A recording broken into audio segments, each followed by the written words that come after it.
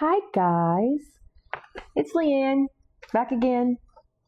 So I told you we were on a journey, and for me, my journey it might be a little different in terms of before I can step into what do I do now, I have to conquer my fear. Fear is literally a barrier that has been holding me back for a very long time, so I need to break down that wall.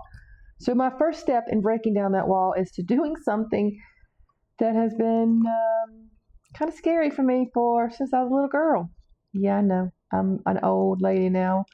What kind of fear? Well, it's reading in public. I can read.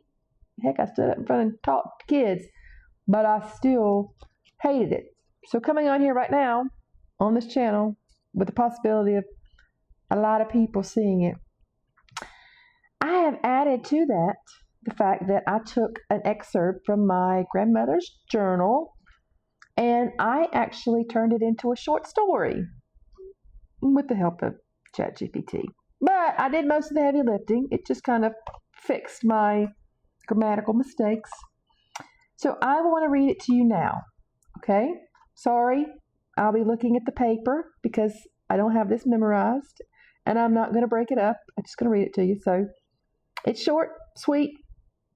I hope you like it. All right, here we go. It says, Don't mess with Momma Bear. The winter of 1950 was cold, but wasn't... Okay, I messed up. See? Fear. It's all scary. I'm going to do it again because you know what? I'm not going to give up. Here we go. Don't mess with Momma Bear. The winter of 1950 was cold, but that wasn't what scared Jenny. She was used to hard times. She grew up during the Depression. She knew what it meant to stretch a meal, mend clothes, and make do with whatever was available. Hard work wasn't new to her. What scared her was looking into the eyes of her children and wondering how she was going to get them fed. Sam had taken the family paycheck to town on Friday. He was supposed to buy groceries and supplies, but before coming home, instead he disappeared. Friday came and went, then Saturday, still no Sam, no groceries, no money, no explanation. As the weekend dragged on, the food ran out. Jenny tried to make what little they had last as long as possible. But there was no hiding the truth. The cupboards were nearly empty. The children were hungry, and she had no idea where her husband was. By Sunday, worry had turned into desperation. She knew she couldn't sit there and hope Sam would suddenly appear. If she wanted her children to eat, she would have to do something herself. So she bundled up her babies and started walking. The road to her in-laws' house wasn't short. It was a long, difficult walk, especially in the dead of winter, carrying young children. With every step, she wondered if she could make it. Her stomach ached for hunger. Her heart ached from disappointment.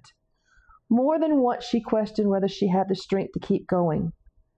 But mothers do amazing things when their children are hungry.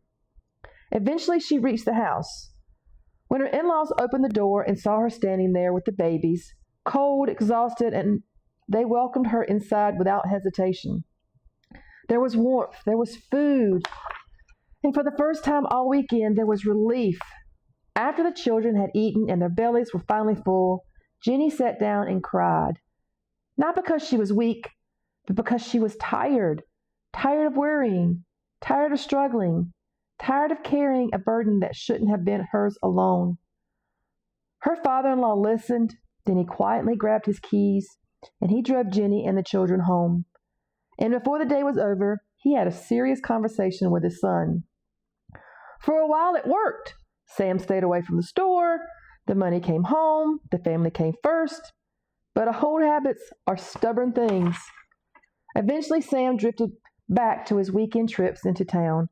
And once again, hard-earned money started disappearing through the backdoor gambling operation hidden behind the store. That was when Jenny decided she had had enough. Most women would have complained. Some would have argued. A few might have threatened. But no, Jenny wrote a letter to the FBI. She told them exactly what was going on. Then she waited. A few weeks later, Sam came storming through the door. He was furious. Someone had called the law. The gambling operation had been shut down. The games were over. The store was finished. Sam paced and complained about whoever had reported him. Meanwhile, Jenny sat quietly. Then she smiled. Meanwhile, Jenny sat quietly listening. Then she smiled.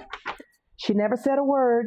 She didn't need to, because when a mother has carried hungry babies down a frozen road looking for food, she learns something important. You don't mess with Momma Bear, even if you are the Papa Bear. Yay, I did it. So I hope that you like my story and that you don't judge me too much. If you like it, I would love a comment. Give me some feedback. You can also hit that subscribe button if you are liking my channel. You know, that one right down there. You know I have to do it every time. Thank you for listening. Have a great day. Bye.